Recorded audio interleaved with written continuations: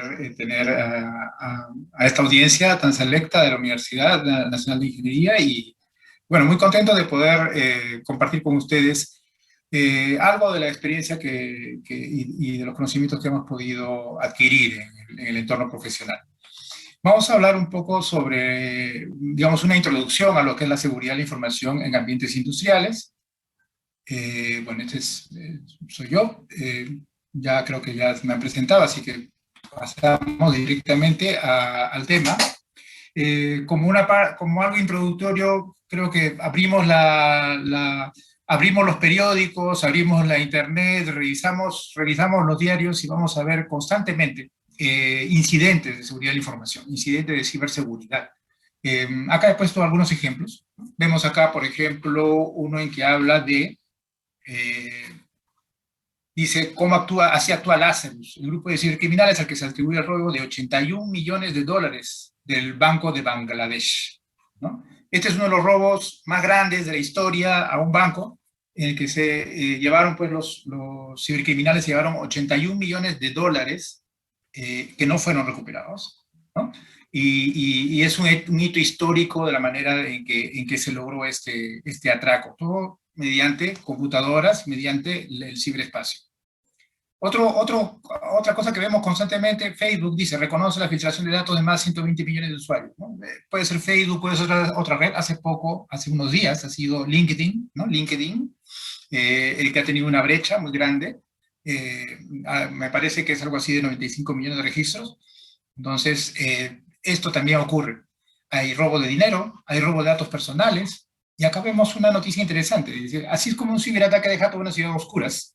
Y se refiere a un ataque que realizó, que se perpetró en Ucrania y que dejó varias ciudades durante varias horas sin electricidad, ¿no?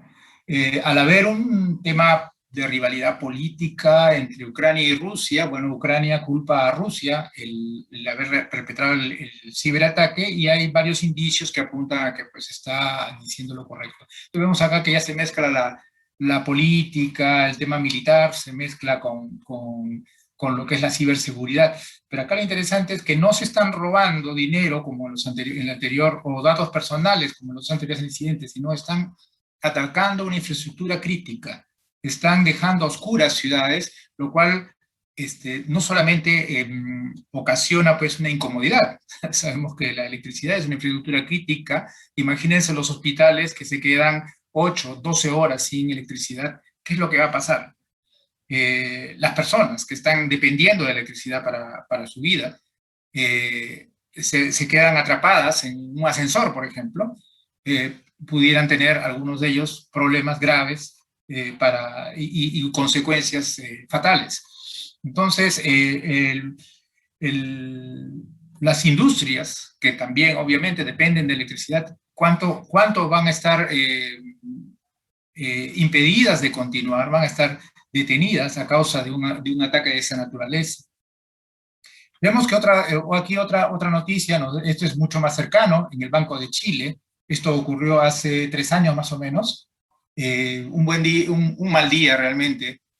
Amanecieron 9.000 máquinas, 9.000 PCs que no respondían. Se produjo un caos en el área de TI del Banco de Chile, que es uno de los más, en ese momento era el banco más grande de Chile. Después de ese ciberataque pasó a ser el segundo, porque después de un ciberataque de esa naturaleza las cosas no van bien para las compañías. En ese momento era el banco más grande de Chile, y tenía 9.000 máquinas que no respondían, no arrancaban bajo ningún concepto. Las áreas de TI se acumularon de PCs que no sabían qué hacer con ellas, no podían arrancar. La mayor parte de las oficinas del banco no pudieron atender solamente vía telefónica o vía la página web, más no físicamente, ¿no? Estamos hablando de hace 3 años, mucho antes del inicio de la pandemia. No podían atender físicamente porque los PCs no arrancaban. El caos fue tal, durante 2 o 3 días se demoraron para poder comenzar a hacer funcionar las PCs las computadoras personales, y lograr que se volviera a atender al público. Pero en el interín, ¿qué pasó? Bueno, algo muy similar a lo que ocurrió con el Banco de Bangladesh. fugaron 10 millones de dólares, salieron del banco. Y fueron hacia paraísos fiscales, típicamente lo envían a Hong Kong, estos sitios donde no es posible ya recuperar ese dinero. Esta es la historia oficial, 10 millones de dólares. Se habla de mucho más. Se habla de mucho más. Entonces, tenemos acá que los impactos que están ocurriendo pues son cada vez más grandes, son cada vez más cercanos, ¿no? Acá vemos una noticia, en el inicio de la pandemia, en los primeros meses se determinó un bono familiar universal y para tratar de ayudar a la gente se permitió que vía web uno pudiera indicar un teléfono al que se le iba a enviar un código con el cual uno podía recoger su bono en un cajero del Banco de la Nación. La seguridad no estuvo bien implementada y ocurrió un hackeo. Se calcula que alrededor de 2 millones de soles fueron robados de este programa del bono familiar universal. Claro, son criminales, ¿no? Son cibercriminales, evidentemente no tienen consideración a que este es un programa de emergencia social destinado a ayudar a la gente más vulnerable. En absoluto les interesa y sí, vemos que incluso programas de esta naturaleza son víctimas de ciberataques. Otro caso interesante, el hackeo que ocurrió en Twitter. Estas personas que vemos acá en las fotografías son conocidas, ¿no? Este es el músico Kanye West, este señor es Elon Musk, acá tenemos Barack Obama y Bill Gates, por supuesto. Un día aparece en las cuentas de Twitter de todos ellos, diciendo, hey, tengo un programa de caridad, ustedes envíen tantos bitcoins a estas cuentas y yo voy a poner el doble. Y todo el mundo sorprendió que fuera esto, y cómo es posible que hayan hackeado la cuenta a toda esta gente. Si esta gente, pues, tiene un programa de seguridad muy grande. Bueno, de repente el músico no, pero Elon Musk, Bill Gates, Barack Obama, sí, ¿no? ¿Qué es lo que había pasado? No habían hackeado las cuentas de ellos. Lo que habían hackeado era la cuenta del administrador general de Twitter. Del administrador, hackeando la cuenta del administrador general de Twitter, podían mandar mensajes a nombre de cualquier usuario de Twitter, y así lo hicieron. Los hackers hackearon esa cuenta y a partir de ahí lanzaron ese falso mensaje de caridad a través de estas cuentas de estos personajes famosos y otros más, ¿no? Obviamente se perpetró un robo, no se ha revelado la cantidad que puede haberse perdido acá, pero efectivamente tomaron control de las cuentas y lograron perpetrar un hackeo masivo, podríamos decir, ¿no? Entonces vemos que no estamos seguros, ¿qué es lo que estamos necesitando? ¿Cómo estas personas, incluso estas personas que tienen altos recursos, tienen equipo de seguridad y todo, pueden verse impactadas? ¿Qué es lo que está faltando? ¿Qué nos está faltando para poder que esto no nos afecte tan frecuentemente, ¿no? Tenemos acá lo del bono universal, o sea, eso está por todas partes. Acá hay un aviso también sobre el tema del ransomware, en general, que está atacando a diestra y siniestra, y en nuestro país ahorita muchas empresas están cayendo víctimas del ransomware. Seguramente ustedes también conocen alguna empresa que ha sido afectada por ransomware, ¿no? Un malware, un virus que cae sobre una computadora, la encripta totalmente y te dice, bueno, si quieres recuperar tu información, envía tantos bitcoins a esta dirección, ¿no? Entonces, vemos que estamos también ahí. ¿Qué es lo que está ocurriendo? La cibercriminalidad está pagando más que la criminalidad física, ¿no? Mientras un criminal físico, por ejemplo, quiere asaltar un banco físicamente, se expone a perder la vida, ¿no? Porque se va a enfrentar con guardias armados, lo va a perseguir la policía, puede ocurrir accidentes y de hecho, si es que no se resiste, le van a disparar.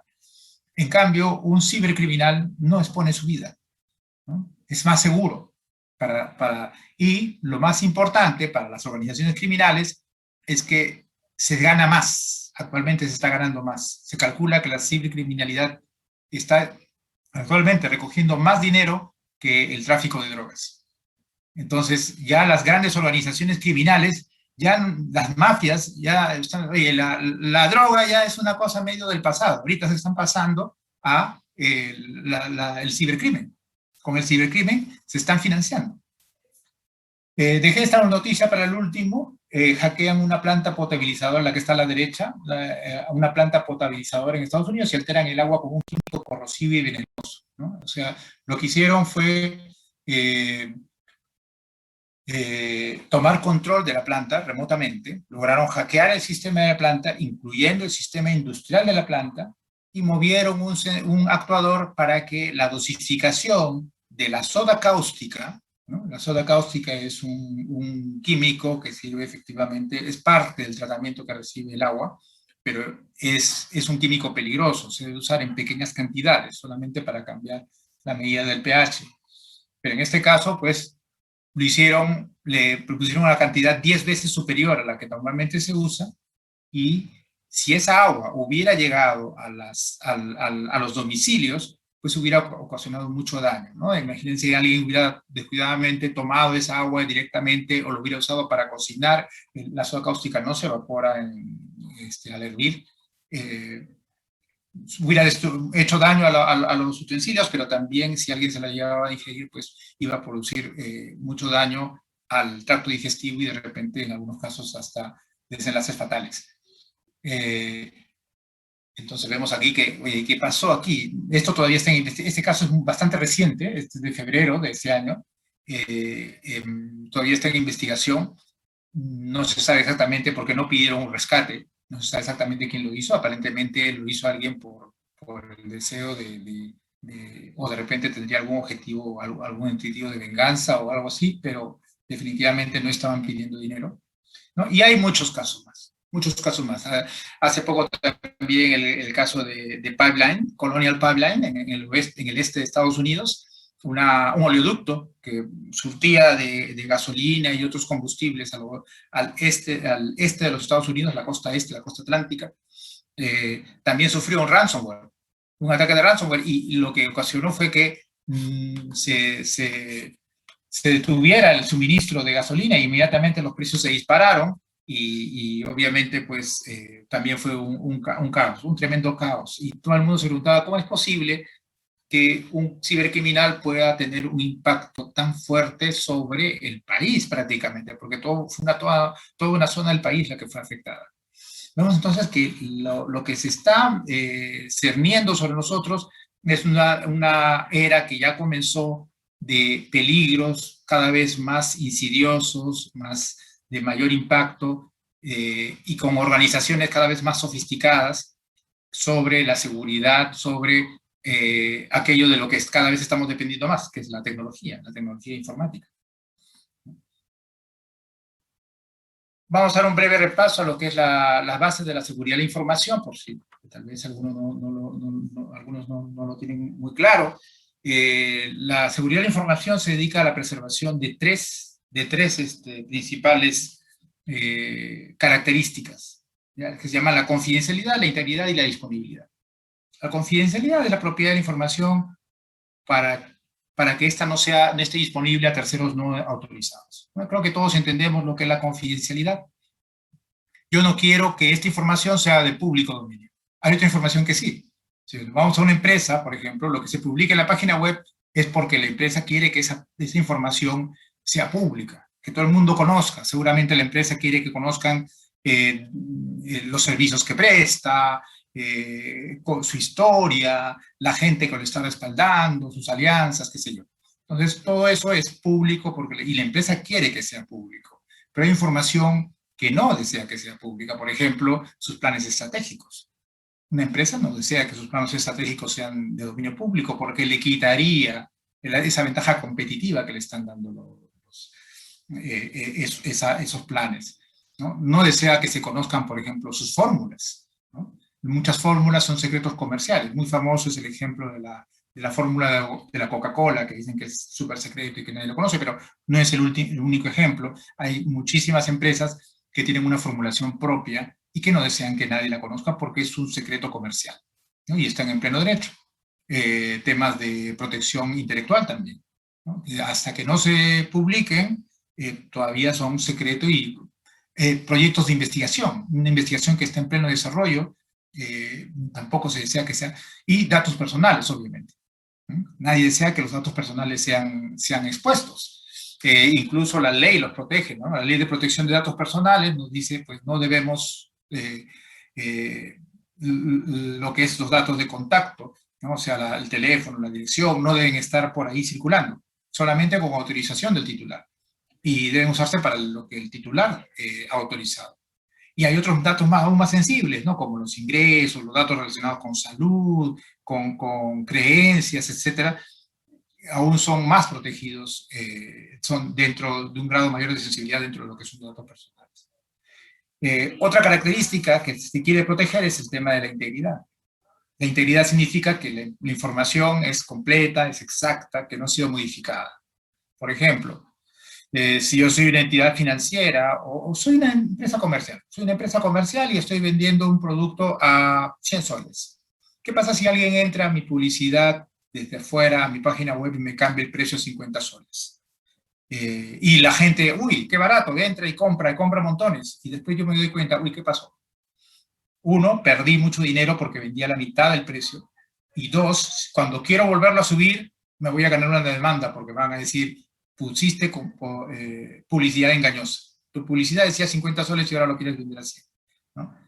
Entonces estoy contra la espada y la pared. ¿Por qué? Porque esa información fue modificada de manera no autorizada, ¿no? Y sobre eso puede haber muchísimos ejemplos, y hay muchísimos ejemplos de fraude al respecto, ¿no? O sea, entro a una empresa, cambio la deuda de un cliente y ya estoy cometiendo un fraude porque estoy modificando la integridad de la información. Y lo otro, la otra propiedad más importante es la disponibilidad. La disponibilidad, que es la propiedad de que puede ser utilizable una información a demanda en el momento en que el cliente la requiere, ¿no? Hay información que no necesita estar disponible todo el día, ¿no? Yo quiero información sobre, no sé, sobre horarios de atención. Posiblemente que los horarios de atención de una entidad pública no necesiten estar publicados las 24 horas. O sea, si a las 3 de la mañana no está disponible, con que esté disponible a las 6, antes de que abran, para que yo sepa a qué hora puedo entrar, puede ser, es aceptable, no es tan crítico. ¿Qué pasa, sin embargo, por ejemplo, con información financiera? Mi tarjeta de crédito. Cada vez que yo voy a comprar, tiene que preguntar si hay saldo. Si no hay saldo, no puedo comprar, no hay saldo disponible. Imagínense que a las 3 de la mañana quiero comprar algo, estoy en algún sitio de atención nocturna, quiero comprar con mi tarjeta y no hay disponibilidad. Eso sería terrible, no podría comprar. Pero aún más terrible es lo que estamos viendo, por ejemplo, en el caso del ataque a una entidad eléctrica, ¿no? Lo que vimos es que ocurrió en Ucrania y que se le culpa a Rusia en ese caso. La vida humana misma está corriendo peligro. ¿Por qué? Porque no hay disponibilidad, pero no solamente de la información, sino de información que está ligada a un entorno físico. Vamos a profundizar más en eso, pero ya vemos que no es solamente que la información no está disponible, sino que la información no disponible está ocasionando un impacto directo en una característica, en un entorno físico, ¿no? Y eso es tal vez la diferencia que estamos viendo entre lo que es la seguridad de TI y lo que se va a llamar seguridad de OT, ¿no? IT versus OT. Vamos a verlo un poco más adelante.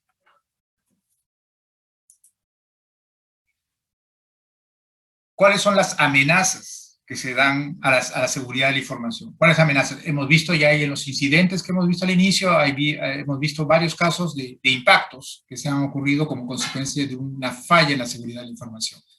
Pero hay diversos tipos de amenazas. Hay impactos, hay amenazas de tipo natural como terremotos, tsunamis, huracanes, fenómenos del Niño, epidemias, lo estamos viendo, tormentas eléctricas. También hay amenazas de tipo humanas, pero no intencionales, ¿no? Alguien se equivoca, ¿no? Ocurre un accidente, una obra civil, una protesta. Bueno, las protestas son intencionales, pero no es su intención va hacia una determinada causa, y a veces hay un efecto secundario que es que ocurre vandalismo, ocurren otros daños colaterales. Pero son estas humanas no intencionales.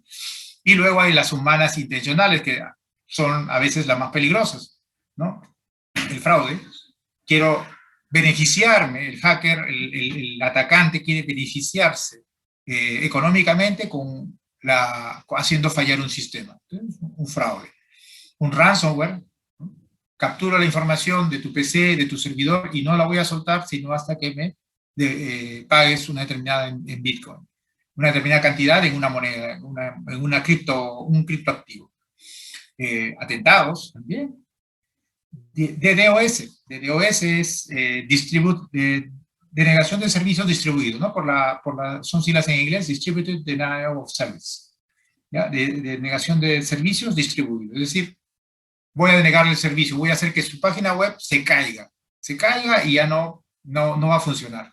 Eso lo puedo lograr desde un solo punto. Entonces yo soy un atacante y desde mi computadora logro hacer que se caiga la página web. Eso es un DOS simple. Y DDoS es cuando lo hago con un conjunto de máquinas que todas atacan al mismo tiempo, entonces así ya es mucho más difícil de controlar, ¿no? Porque si es de un solo punto que estoy atacando, bloqueo en el firewall, bloqueo el IP y se acabó. Pero si estoy atacando desde 10.000 puntos distintos, desde 10.000 IPs distintas, direcciones IPs distintas, es mucho más difícil bloquear 10.000 IPs, ¿no? 10.000 direcciones IPs. Cryptojacking, ¿no? el famoso tema de los criptoactivos. Muchos de ellos, como Bitcoin es un ejemplo, requieren resolver un problema para poder cosechar un dinero. Eso es lo que se llama la minería de criptoactivos, ¿no? Entonces hay que resolver un desafío criptográfico, pero para resolver eso necesito potencia de cálculo. Mi PC sola no lo va a poder hacer. Entonces, ¿qué es lo que hago? Convierto un grupo de PCs en zombies y comienzo a las hago trabajar para mí. Eso es el cryptojacking. Comienzo a hacer que todo un conjunto de PCs trabajen para mí, minando monedas. Con eso logro un beneficio económico a expensas de la capacidad de cómputo de otras personas, ¿no? Y bueno, evidentemente es una actividad ilegal. Luego hay temas de sabotaje, bombas. Bueno, ya hemos visto el tema de sabotaje en dos incidentes que hemos visto al inicio, ¿no? El tema de la detención del sistema eléctrico en Ucrania y el tema de añadirle un exceso de soda cáustica al agua potable, ¿no? Eso es claramente, son sabotajes, ¿no? Pero ¿quiénes hacen esto? ¿Quiénes hacen esto? Sobre todo estas amenazas humanas intencionales. ¿Quiénes las hacen? Antes, pues, se hablaba del hacker, que el hacker era alguien en solitario, alguien que trabajaba, pues, un nerd, ¿no? Y que lo hacía por el placer de poder demostrar que él era el más inteligente, el más capaz, el más hábil, y hackeaba a la NASA y decía, bueno, yo lo he hecho, y se hacía famoso, ¿no? Y encima después lo contrataban como especialista de seguridad, ¿no? Eso ya no es tanto así, eso es muy raro. ¿Quiénes atacan ahora? Organizaciones criminales. Estamos diciendo que el cibercrimen está pagando más que el narcotráfico. Las mafias se están yendo al cibercrimen. Ahí hay más dinero y hay menos riesgo de la vida, ¿no? Menos riesgo. Entonces, se están yendo para allá. Naciones o estados. El robo, por ejemplo, que dijimos, el robo por el tema de Rusia y Ucrania. Lo que ocurrió ahí fue un malware que ingresó vía una computadora para usuarios y que saltó hacia la red de control de los equipos eléctricos, ¿no? Y hizo que con un rápido switch entre prendido y apagado hiciera que los dispositivos de control eléctrico comenzaran a fallar. Eso no se hizo en un día, ni en unas horas, se hizo en varios meses. Eso significa que hubo un hacker altamente especializado, es decir, alguien que domina el tema de informática y que por lo tanto podría ser muy bien pagado en el entorno legal, pero estaba ahí y se dedicó a eso, y se dedicó a introducir un malware y a hacerle el seguimiento y a hacerle escalar hasta que pudo encontrar dónde alcanzar a la red a la red industrial, a la red eléctrica, al control de la red eléctrica, y esperar la orden para en un momento dado atacar simultáneamente de tal manera que hacer que el suministro eléctrico en varias ciudades se cayera. Y encima de eso no recibe un sol, durante todo ese tiempo no recibe un dólar. Alguien tiene que financiarlo. Evidentemente esa persona no va a trabajar 1, 2, 3 meses gratis, o sea, sin recibir dinero. Solo no. Tiene que haber una organización que lo respalde. Puede ser una organización criminal o puede ser también un Estado. En el caso que acabamos de ver, Rusia, se supone, fue quien financió este ataque. Entonces tuvo que pagarle un buen sueldo a estos hackers para que pudieran tomarse el tiempo y en 2, 3, 4, 5 meses lograr llegar al objetivo y perpetrar el ataque. Significa entonces, aquí no solamente es Rusia, por supuesto, también es muy conocido el caso de Corea del Norte. Corea del Norte también se está financiando a través de eso. De hecho, dos de los ejemplos que hemos visto ahí, el caso del Banco de Bangladesh de 81 millones de dólares y el caso del Banco de Chile de supuestamente 10 millones, fueron perpetrados por grupos financiados por Corea del Norte. Entonces vemos también que tenemos, y que las naciones, que una nación pueda financiar un ataque, hace que estos ataques puedan ser muy, muy sofisticados. Porque ya no es un ataque de una hora, puede ser un ataque de varios meses, que porque ellos pueden esperar, tienen las espaldas financieras suficientes para financiar un ataque de largo plazo, ¿no? Y bueno, finalmente también los hacktivistas, ¿no? Los hacktivistas son aquellas personas que tienen alguna causa y que ellos consideran una causa justa, una causa idealista y por ella perpetran ciertos ataques, ¿no? Un ejemplo típico de esto es Anonymous, ¿no?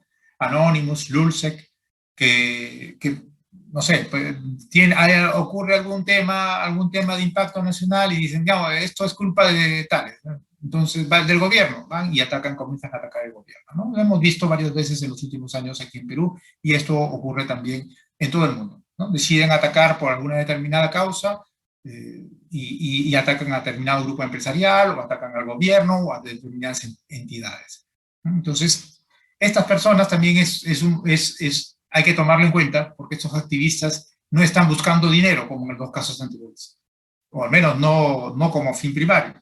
Están buscando simplemente hacer daño como una manera de protesta, ¿no? Es como si se pararan en la vía expresa una manifestación y se agarraran y se sentaran cruzados de brazos y no dejan pasar a nadie, se arma tremendo caos, ¿no? Es una protesta similar, es lo mismo que lo que están haciendo Anonymous, por ejemplo, ¿no? Lanza un ataque de DOS contra una... Y ataques de DOS ya no serían sobre ataques sobre las entidades comunes y corrientes, sino ahora están entrando a atacar también entidades de tipo industrial, ocasionando un impacto mucho mayor, como vamos a ver. Bueno, normas de ciberseguridad, tenemos muchas, pero bueno, en general, las que aplican para ciberseguridad, la 27001, 27032 y todo el rango de las 27000 siguen aplicando. Sin embargo, la norma por excelencia para lo que es la ciberseguridad industrial es la IEC 62443. Entonces, si nosotros queremos ya comenzar a ver qué es lo que trae de particular, cuáles son los estándares que se están usando para la protección de sistemas informáticos industriales, tendremos que ir a esta norma, a la IEC 62443, que es la que nos dan. Aparte de eso, también hay, por ejemplo, arquitectura de referencia como la de Pulvy, ¿no? Vamos a ver cómo está evolucionando la industria al respecto. ¿Cómo ha ido evolucionando la industria? Bueno, ¿cómo se genera en primer lugar la industria? La industria se genera en 1784, siglo XVIII, en general, con la invención del motor de las máquinas de vapor, ¿no? Con la invención de las máquinas de vapor, la fuerza del ser humano se multiplica a una capacidad nunca pensada antes, ¿no? Ya no necesitas caballos, no necesitas seres humanos que estén ahí moviendo algo, sino simplemente es una máquina, una caldera, generas vapor y la máquina comienza a moverse. y dependiendo de cuánto vapor generes, pues cuánta fuerza vas a tener. Entonces, comienza la mecanización, las máquinas de vapor, ¿no? Los famosos telares, que son los inicios del capitalismo, de la industrialización. Aquí nace la industria. En el siglo XVIII nace la industria y comienza a moverse todo con vapor, ¿no? Esa es la industria llamada 1.0. Luego, en el siglo XIX, casi 100 años después, ¿no? 96 años después, surge la industria que se llama 2.0. Acá hay un cambio enorme que se produce gracias a una nueva forma de energía, la energía eléctrica. Energía eléctrica que ya puede desplazarse, comienza a encontrar un montón de aplicaciones. Comienza a encontrar muchas aplicaciones y pues logra generalizarse en su uso. Y esto hace que la producción ya comience, y los métodos de producción también comienzan a modernizarse, ¿no? Aquí ya estamos hablando de Ford y sus métodos, de Taylor y todos los demás revolucionarios que crean la línea de ensamblaje y todo lo demás, y con esto pues ya la producción se hace mucho más efectiva, mucho más eficiente y mucho más masiva. Entonces esto comienza a explotar. Este es un hito en la industria, ya el uso de la energía eléctrica, el uso de los motores a combustión. Luego surge lo que se llama la industria, lo viene a llamarse la industria 3.0, que aproximadamente, bueno, el hito es el 1969, que es el uso del primer PLC, del primer controlador lógico programable, cuando ya comenzamos a hablar de la automatización de las computadoras y de la electrónica, ¿no? Las computadoras aplicadas a la industria, a cualquier tipo de industria. En este caso, el hito es el primer controlador lógico programable. Un controlador lógico programable no es más que una computadora como cualquier otra. Pero claro, usualmente no tiene un monitor, no tiene un teclado, pero igual tiene input-output, tiene RAM, tiene ROM, tiene almacenamiento, etcétera, procesador, sistema operativo, etcétera. Entonces, con ellos comienzan a aplicarse las computadoras para generar lo que se llama el control de procesos, control automático de procesos. ¿Ok? Hasta ahí, ¿ok? Esto es lo que, digamos, bueno, en nuestro país estamos aquí, industria 3.0. De repente, en algunas industrias en particular ya avanzaron hasta lo que se llama la industria 4.0, que, bueno, acá lo estamos poniendo como hoy, no es exacto el año en que se pone, en que se da como iniciado, pero más o menos se habla del 2010. Vemos que es mucho más pronto, no es casi un siglo como había pasado en las anteriores revoluciones, sino es aproximadamente 40 años, ¿no? O sea, la mitad, menos de un siglo en que ya se produce la industria 4.0. Sistemas físicos, ciberfísicos, ya no es solamente ni cibernéticos ni físicos, sino ciberfísicos, el Internet de las Cosas, el IoT, ¿no? Y el IIoT, las redes industriales, las redes y la aplicación de la inteligencia artificial a la industria. Entonces, esto es lo que ya se da en llamar la industria 4.0, las fábricas inteligentes, ¿no? La fabricación inteligente. Dos términos principales para distinguir, la IT y la OT, ¿no? IT, tecnología de la información, y OT, tecnología de la operación. La tecnología de la información es lo que estamos acostumbrados, digamos, a usar, lo que vemos más cercano, que es la tecnología cibernética usada para generar información, para generar sistemas de información, sistemas que nos van a proporcionar información. ¿Para qué nosotros necesitamos una página web? Para buscar información. ¿Qué es lo que hacemos en las computadoras que tenemos en nuestros trabajos, en nuestras prácticas, en nuestros estudios? Lo que nos dan es información, ¿no? Nos dicen temas técnicos, temas académicos, nos pueden decir también cómo va la empresa, ¿no? Nos pueden dar la contabilidad de la empresa, nos pueden dar las ventas, nos pueden dar las planillas, nos dicen cómo van las planificaciones, cómo van los proyectos, cómo van incluso nuestras redes también, nuestras redes de información, nuestros sistemas de información, etcétera, etcétera. Pero todo lo que nos proporcionan son información, ¿no? Y por eso se llama Information Technology, tecnología de la información. En el caso de los entornos industriales, estamos hablando de que ya esta tecnología no está usada para, al menos no inicialmente, para proporcionar información, sino para para generar operación de los sistemas. Cuando hablábamos de los PLCs, de los programadores lógicos programables, decíamos que el PLC actúa directamente para controlar un proceso. No es que su operación, su fin primordial es brindar información a un ser humano, no, su fin primordial es mantener la operación en un sistema, con una calidad estable, con una eficiencia deseada. Y como segundo plano, como segunda prioridad, mostrar información a un ser humano, ¿no? Entonces, por eso se habla de OT, tecnología de la operación.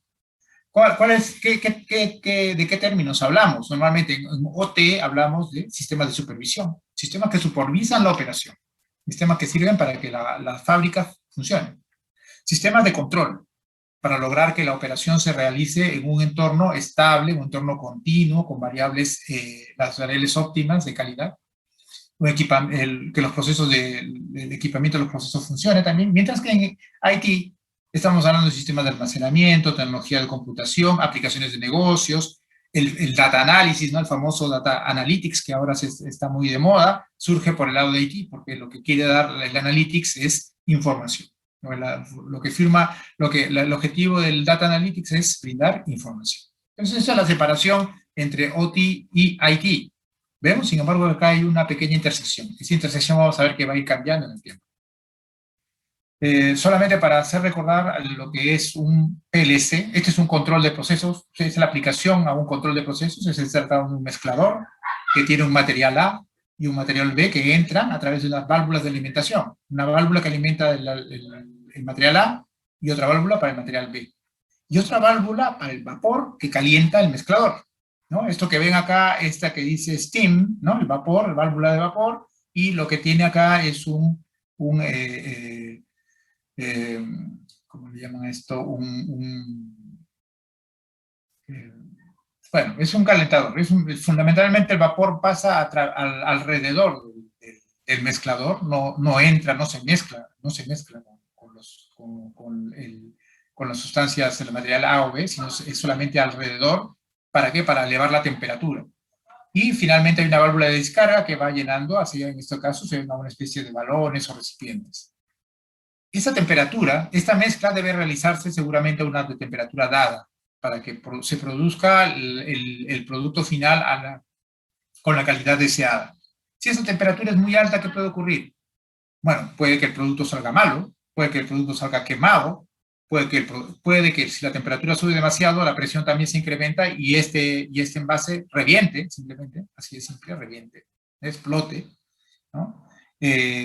Si la temperatura es muy baja, bueno, puede ser que la mezcla no se mezcle bien, que salga con grumos, ¿no? Que salga un producto de mala calidad, o que se atore, las válvulas se atoren y la válvula de descarga se atore y termine esto, pues, echándose a perder todo el equipo. Un equipo que no cuesta 1.000 soles ni 10.000 soles, sino mucho más. Entonces, el objetivo de un PLC, por ejemplo, en este caso, sería tomar los datos que dan los sensores. ¿Cuál es un sensor? Por ejemplo, este que se ve acá, un mezclador, la temperatura de la mezcla, y por el otro lado se ve los actuadores, ¿no? Los actuadores son la válvula de vapor, el alimentador del material A, el alimentador del material B, etc. Entonces, lo que se va a encargar un PLC, pues, es de controlar un proceso para determinar la calidad. Si el controlador no controla bien el proceso, las consecuencias pueden ser desastrosas. Hablábamos de que si la temperatura es demasiado, por ejemplo, esto podría explotar. ¿Qué pasa si explota? Puede haber pérdidas, obviamente va a haber pérdidas materiales, pero también va a haber pérdidas de activos, o sea, unas pérdidas materiales, pérdidas posiblemente de vidas humanas, de los que estén ahí cerca, los operadores que están cerca, o también puede haber una contaminación del medio ambiente, dependiendo de qué material sea. Puede que ocurra una grave contaminación del medio ambiente. Entonces tenemos amenazas que son muy graves en el caso de los ambientes industriales. Los impactos que pueden ocurrir son bastante graves. Acá vemos lo mismo, pero ya integrado en un sistema SCADA, ¿no? Un sistema SCADA de la medida, en este caso, ya de dos PLCs. Acá tenemos un PLC1, un PLC2. El sistema SCADA lee las medidas de ambos y los envía. Entonces, cada es una capa no es una capa de control, sino una capa de recolección y envío de información. Acá vemos un diagrama básico de los controladores, de un sistema de control industrial, en el que tenemos los dispositivos OT, los controladores, el mecanismo de supervisión y un firewall. Normalmente los equipos de OT van a estar separados de los equipos IT, y esto es básico, ¿sí? Un primer punto entonces en el tema de la ciberseguridad industrial va a ser separar totalmente el IT del OT. Y para eso necesitamos evidentemente por lo menos un firewall, el que va a separar, el que va a impedir que de un lado puedan saltar al otro. La red IT es mucho más fácil de infectarse porque hay seres humanos que a veces cometen errores, que meten USB, que bajan software no autorizado. Entonces eso debe permanecer aparte, segmentado, aislado de la parte OT. Bueno, acá hay un modelo OSI de los protocolos de comunicación y que muestra diversos protocolos. El tema es que en OT, como se fue desarrollando paralelamente a la IT, ¿no? Vemos que en los años 60 ya habían controladores, al final de los años 60 habían controladores lógicos programables. Estos fueron evolucionando con su propia tecnología, propios sistemas operativos, sistemas de protocolos de comunicación propios, lenguajes de programación propios. Por ejemplo, lo que se inventaron para lo que eran los PLCs era un lenguaje de programación tipo escalera, ¿ya? Que era muy diferente a los lenguajes de programación que se usaban en el entorno IT de ese tiempo. Y bueno, y tan ha sido así que hasta el momento, hasta la fecha, todavía utilizan un sistema de programación tipo escalera porque bueno, la gente que trabaja con estos equipos está acostumbrada a ello y entonces sigue existiendo la opción de trabajar con un lenguaje de programación tipo escalera, que es totalmente distinto a los lenguajes de programación que se usan en IT. Pero no por un tema conceptual distinto, ¿no? Sí, simplemente que son dos tecnologías que se separaron de manera independiente y que más bien ahora están comenzando a integrarse. Vemos que si hacemos una comparación de IT versus OT, vemos que la prioridad en el caso de IT está en la integridad y la confidencialidad de los datos. Hemos dado varios ejemplos, ¿no? Pero en el caso de la tecnología de OT, está operando procesos físicos. Entonces, lo más crítico aquí es la disponibilidad. El proceso no puede parar, ¿sí? El proceso no puede parar. Y esta disponibilidad también tiene que ver con el entorno en tiempo real. Los computadores que tenemos, que usamos para las PC, Windows, Linux inclusive, son computadores más que están diseñados para brindar facilidad de uso, para brindar efectivamente integridad y confidencialidad. No son sistemas operativos en tiempo real. Los sistemas operativos que se utilizan para los PLCs, para los dispositivos de control industrial, son sistemas operativos en tiempo real, ¿no? Pueden ser también de alguna variante de Linux, ¿no? Pero tienen que ser diseñados para tiempo real. Un sistema de control industrial, entre comillas, que vemos constantemente en la actualidad son los controles de los autos, por ejemplo. Ahora, los autos están viniendo todos con su computador, todos los autos nuevos vienen con un computador en el motor, ¿no? Bueno, al lado del motor, me refiero al capó, dentro de la misma. Y estos computadores son computadores que funcionan en tiempo real. O sea, no puede haber espera. Si yo presiono, si yo presiono la palanca del freno, ¿no? El pedal del freno, la reacción tiene que ser inmediata. No puede haber una espera. Oye, no, que estoy todavía indexando archivos. No, no puede esperar. Tiene que ser inmediata. Un sistema operativo en tiempo real. La seguridad, mientras que en la IT hablamos de seguridad de los datos, en la OT hablamos de la seguridad de las personas y de las máquinas. Mientras que los activos de protección, en el caso de IT, son dispositivos de red, estaciones de trabajo, en la tecnología operativa son los dispositivos industriales de PLC. Mientras que en la tecnología de información hablamos de que trabajamos en aire acondicionado y todo esto, en los OT estamos trabajando en temperaturas extremas, condiciones que no son normales. Por eso las computadoras que se usan, se habla de las computadoras industriales, son computadoras que están construidas y diseñadas con otra óptica, pensando en condiciones extremas. Si llevamos nuestra PC o nuestra laptop a una planta industrial, lo más probable es que no sobreviva mucho tiempo, ¿no? En pocas semanas, si es que no es en días, y en algunos casos en horas, esa computadora va a dejar de servir. Entonces tenemos que usar computadoras que puedan soportar esas condiciones extremas, ¿no? Y sobre todo, lo más importante, como decimos acá en la parte de seguridad, lo que más importa, más que los datos, las personas, ¿no? Las personas y el medio ambiente y los activos, ¿no? Los activos físicos. Entonces, estos son los puntos de mayor importancia en el caso cuando hablamos ya de tecnología operativa o TI. El tema es que la convergencia, hemos dicho que tenemos que estar separados, mantenerlos separados, es lo que se hace actualmente, pero la industria va a integrarse. IT y OT están convergiendo, están yéndose cada vez integrándose más, y entonces vamos a tener que lidiar con una seguridad de la información o una ciberseguridad que va a tener que contemplar tanto IT como OT en un mismo ecosistema, ¿no? Por ejemplo, vemos aquí abajo a la izquierda, que al nivel del campo tenemos los sensores, los actuadores, los hardwares, ¿no? Al nivel de control tenemos el sistema de control distribuido, el PLC, luego el nivel de supervisor, a escala, luego el nivel de planeamiento y finalmente un RP.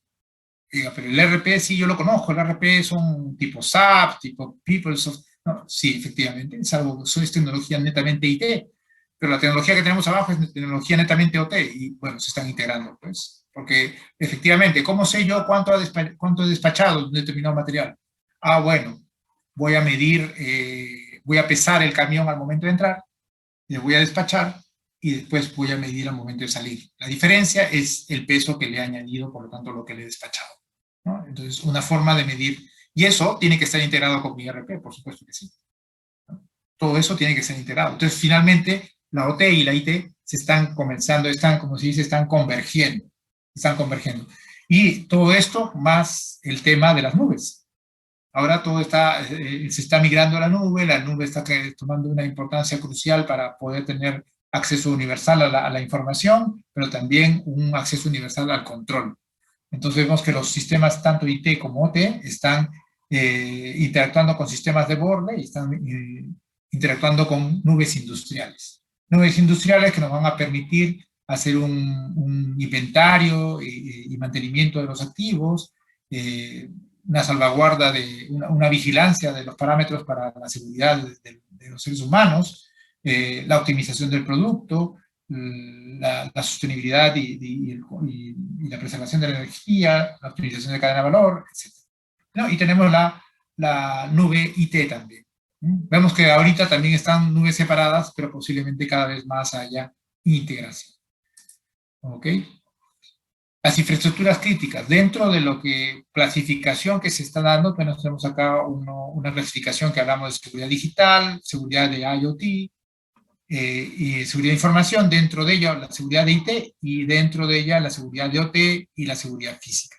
Todos integrados, todos con una intersección entre ellas.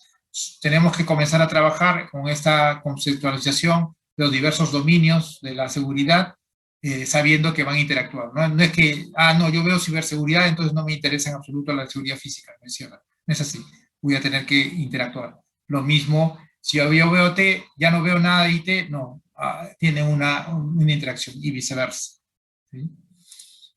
¿Qué son las infraestructuras críticas? Bueno, todo aquello que se requiere. Es una definición un poco subjetiva, pero cada gobierno o cada nación determina cuáles son sus infraestructuras críticas. Y acá, por ejemplo, en el caso de la pandemia, se ha destacado claramente cuáles han sido las infraestructuras críticas, aquellas que no podían dejar de funcionar, ¿no? Entonces, por ejemplo, el tema de los bancos podían dejar de funcionar? No, no pueden dejar de funcionar, porque si no funcionan no hay dinero, entonces tienen que funcionar, es infraestructura crítica.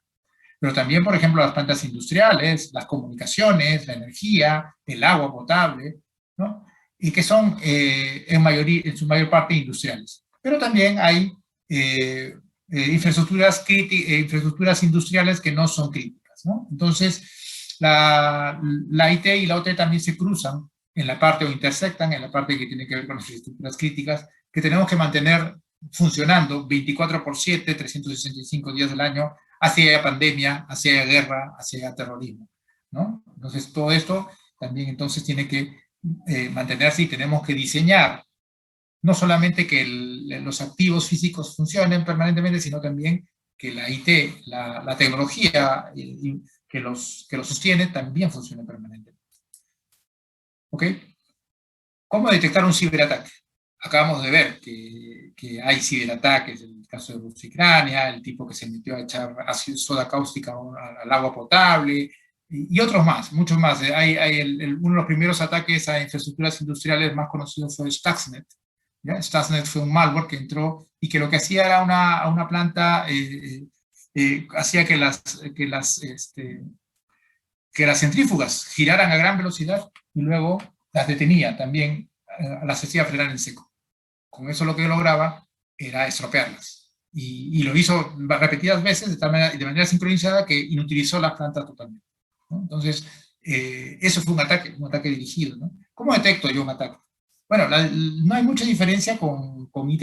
En IT también se detectan los ataques mediante que hay una capa de lógica, una capa, en el caso de la seguridad industrial, hay una capa física, que son los procesos industriales, que es lo más sensible, y que puede ocasionar pérdida de vidas humanas, daño al medio ambiente.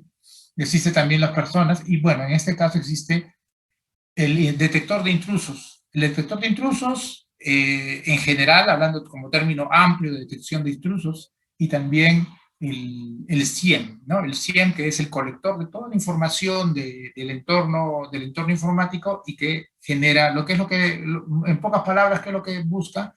Es detectar anomalías. El comportamiento normal del sistema tiene un determinado perfil, si ocurre algo que está saliéndose de ese perfil, pues es muy posible que sea un ataque. Y para eso tengo que, obviamente, tener mi base de datos y todo, ¿no? Entonces, de esta manera, podemos ir detectando los ataques en lo que es los entornos industriales, que actualmente utilizan también ya inteligencia artificial, algoritmos específicos que se está mencionando ahí en la gráfica. Bueno, creo que ya estamos también ya con el tiempo. Con gusto podría responder alguna pregunta o algún comentario. Muy bien, muchas gracias, Carlos.